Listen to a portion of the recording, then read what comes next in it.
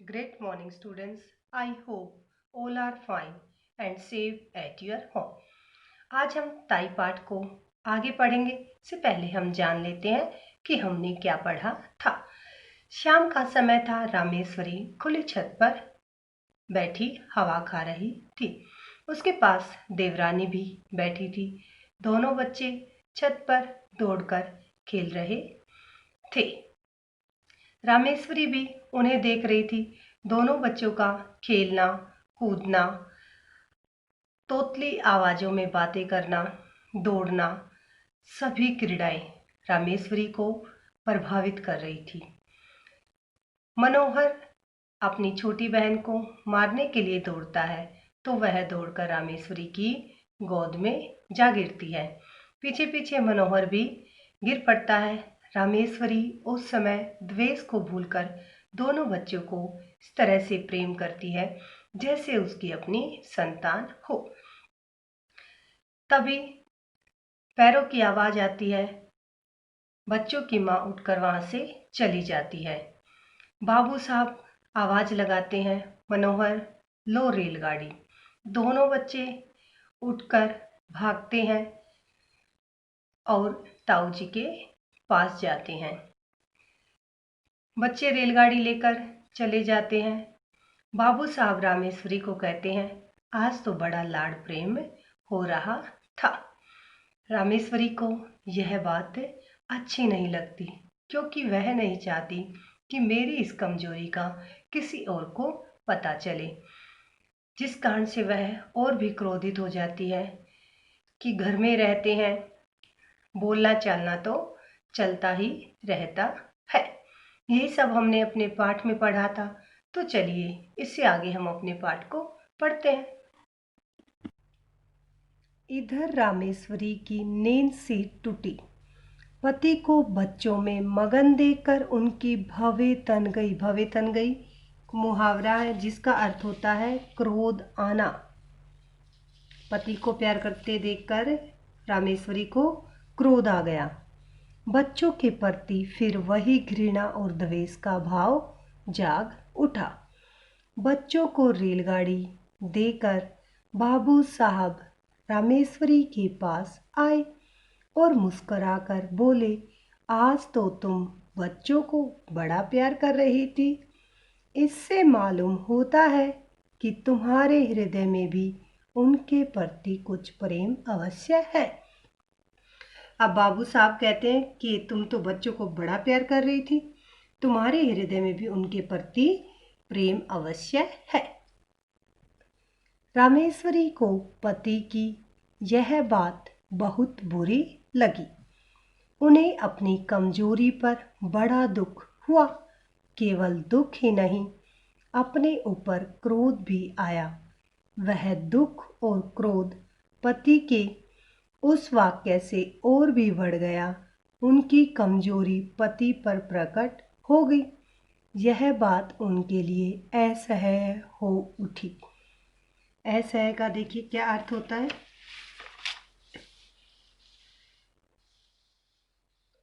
जो सहने लायक न हो। असह्य में जो सहने लायक न हो। अब बाबू साहब ने उन्हें कहा कि तुम बच्चों को प्यार करती हो। उन्हें अपनी इस बात का बहुत ही दुख होता है और क्रोध भी आता है जो उनके लिए असहनीय था, क्योंकि वो किसी को दिखाना नहीं चाहती थी कि मैं बच्चों से प्रेम करती हूँ। और इस बात का पता बाबू साहब को लग गया था। रामजी दास बोले, इसीलिए मैं कहता हूँ कि अपनी संतान के लिए सोच करना वृथा है। वृथा मीन्स व्यर्थ है।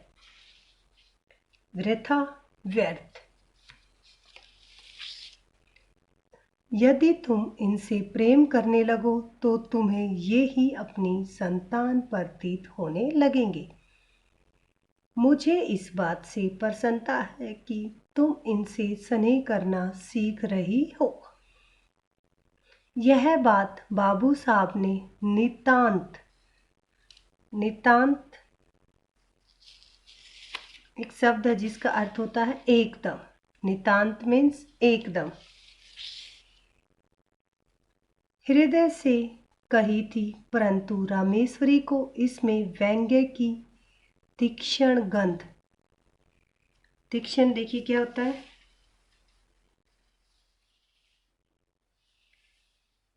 कि उसे प्रतीत हो रहा था कि ये मुझे अब चिढ़ा रहे हैं, हुई। उन्होंने कुढ़कर मन में कहा, इन्हें मौत भी नहीं आती, मर जाएं पाप कटे। आठों पहर आंखों के सामने रहने से प्यार करने को जी ललचा ही उठता है। इनके मारे कलेजा और भी जला करता है। देखिए, कलेजा जलना जिसका अर्थ होता है मन को बहुत दुख होना। कलेजा जलना मीन्स मन को बहुत दुख होना। बाबू साहब ने पत्नी को मौन देखकर कहा, अब झेपने से क्या लाभ, अपने प्रेम को छिपाना व्यर्थ है, छिपाने की आवश्यकता भी नहीं। रामेश्वरी जल भूनकर बोली, मुझे क्या पड़ी है, जो प्रेम करूंगी, तुम्ही को मुबारक रही। निगोड़े आप ही आ आकर घुसते हैं। एक घर में रहने से कभी कभी हंसना बोलना ही पड़ता है। अभी परसों जरा यूं ही धकेल दिया, उस पर तुमने सैकड़ों बातें सुनाई। संकट में प्राण है, न यो चैन न यो चैन। बाबू साहब को पत्नी के वाक्य सुनकर बड़ा क्रोध आया। उन्होंने कर्कश स्वर में कहा, न जाने कैसे हृदय की स्त्री है, अभी खांसी बैठी बच्चों को प्यार कर रही थी, मेरे आते ही गिरगिट की तरह रंग बदलने लगी। गिरगिट की तरह रंग बदलना जिसका अर्थ होता है किसी बात पर स्थिर न रहना। अब रामेश्वरी प्यार कर रही थी, अब वो अपनी बात से मुकर रही है। अपनी इच्छा से चाहे जो करे, पर कहने से बलियों उछलती हैं। न जाने मेरी बातों में कौन सा विष घुला रहता है। यदि मेरा कहना ही बुरा मालूम होता है तो न कहा करूँगा। अब बाबूराम जी दास क्या कहते हैं कि मेरे कहने से ही बुरा लगता है तो मैं आगे से नहीं कहूँगा। इतना याद रखो कि अब जो कभी इनके विषय में निगोड़ सिगोड़े अपशब्द निकाले तो अच्छा न होगा। तुमसे मुझे बच्चे कहीं प्यारे हैं। रामेश्वरी ने इसका उत्तर न दिया। अपने शोक तथा क्रोध को वे आंखों द्वारा निकालने लगी। जैसे जैसे बाबू रामजी दास का स्नेह बच्चों पर बढ़ता जाता था, वैसे वैसे रामेश्वरी के द्वेष और घृणा की मात्रा भी बढ़ती जाती थी। जैसे जैसे रामजी दास बच्चों को प्रेम करते थे, वैसे वैसे ही रामेश्वरी उनसे द्वेष और घृणा करती थी। प्राय बच्चों के पीछे पति पत्नी में कहा सुनी हो जाती थी और रामेश्वरी को पति के कटु वचन सुनने पड़ते थे।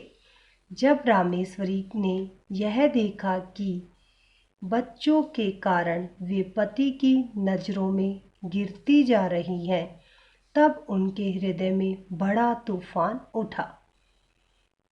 उन्होंने सोचा, प्राय बच्चों के पीछे ये मुझसे प्रेम कम करते जाते हैं, मुझे हर समय बुरा भला कहा करते हैं, इनके लिए बच्चे ही सब कुछ है, मैं कुछ भी नहीं।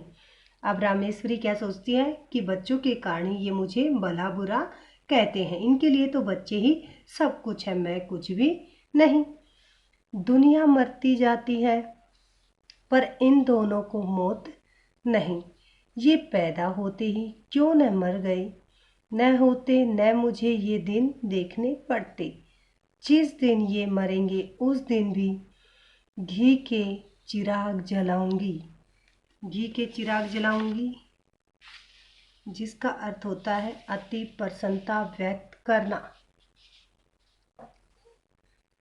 अति प्रसन्नता व्यक्त करना। इन्होंने ही मेरा सत्यानाश कर रखा है।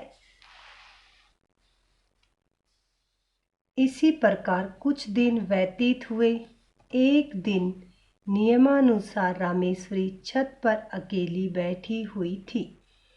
उनके हृदय में अनेक प्रकार के विचार आ रहे थे।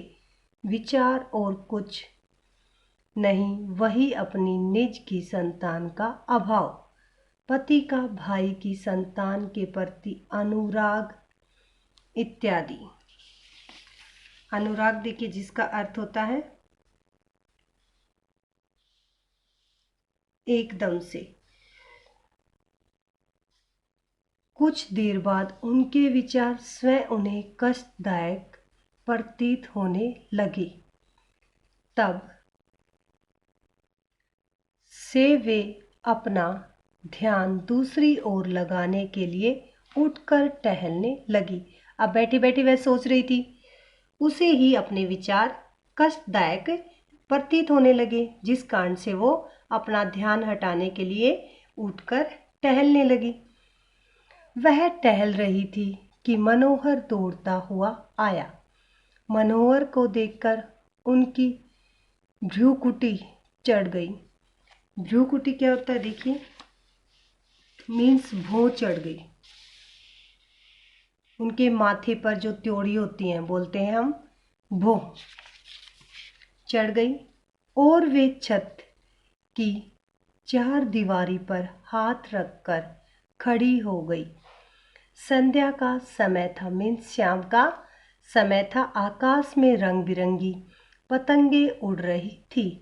मनोहर कुछ देर तक खड़ा पतंगों को देखता और सोचता रहा कि कोई पतंग कटकर उसकी छत पर गिरे तो क्या ही आनंद आए। देर तक पतंग गिरने की आशा के बाद वह दौड़कर रामेश्वरी के पास आया और उनकी टांगों में लिपटकर बोला, ताई हमें पतंग मंगा दो।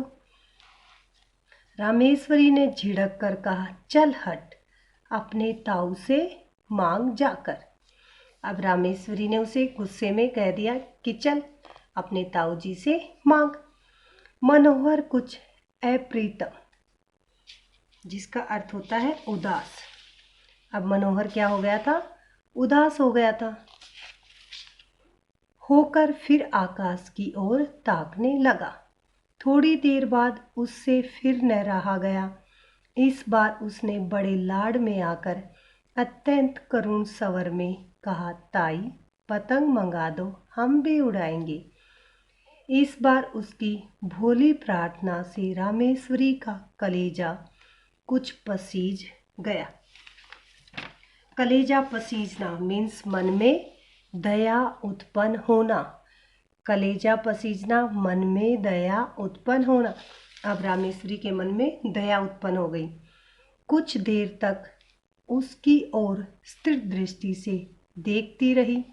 फिर उन्होंने एक लंबी सांस लेकर मन ही मन कहा, यदि वह मेरा पुत्र होता तो आज मुझसी भाग्यवान स्त्री संसार में दूसरी न होती। निगोड़ मारा कितना सुंदर है और कैसे प्यारी प्यारी बातें करता है।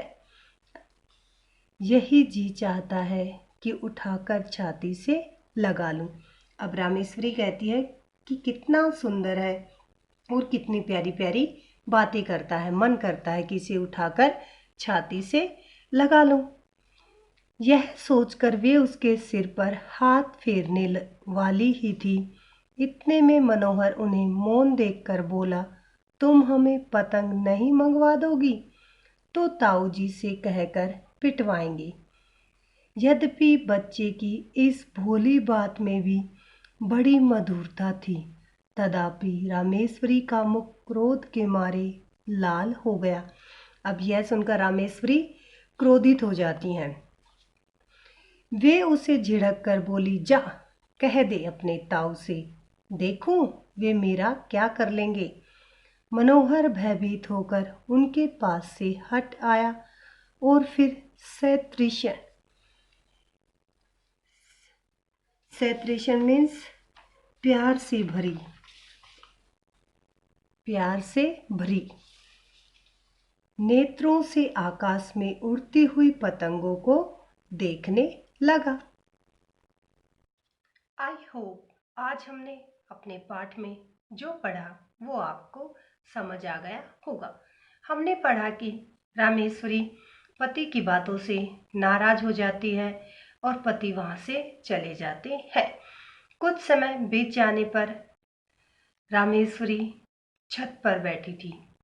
उसके मन में अनेक विचार उथल पुथल कर रहे थे, जिससे वह अंदर ही अंदर घृणा से भर उठती है और वहां से उठकर टहलने लगती है अपने मन को शांत करने के लिए।